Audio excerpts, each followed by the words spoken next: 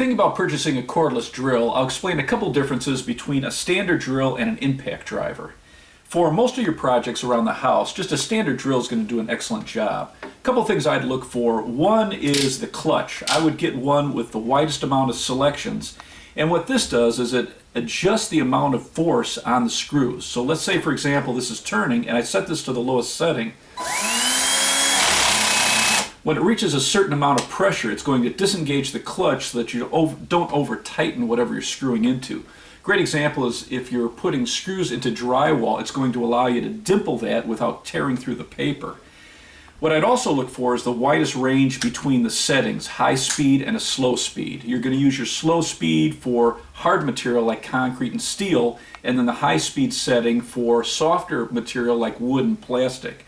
And then with a standard drill, this is going to allow you to use a hex head or just a regular screw bit with a smooth side. And then the difference between an impact driver, let's say that we're doing projects like decking or putting down flooring. An impact driver, the way this works, this doesn't have any settings for the clutch. This is for power. And inside here there's a metal disc that it spins and it slams into the anvil. And what that does is it sends hundreds of small shocks to the drill bit.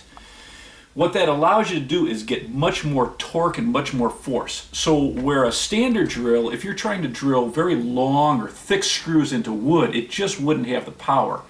This drill, for example, has about 500 inch-pounds of torque, whereas this impact driver has 2,000 inch-pounds of torque. So radically different, much more powerful, and this isn't going to twist your hand because of the constant slamming of that hammer inside here. It's going to give you the force to your screw or bolt. So just an excellent tool if you're going to be doing a lot of big projects, decking or setting large beams or putting large screws into wood. You're looking for an impact driver.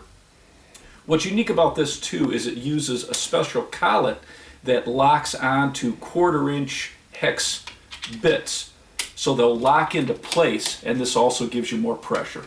So that's the difference between a standard drill and an impact driver.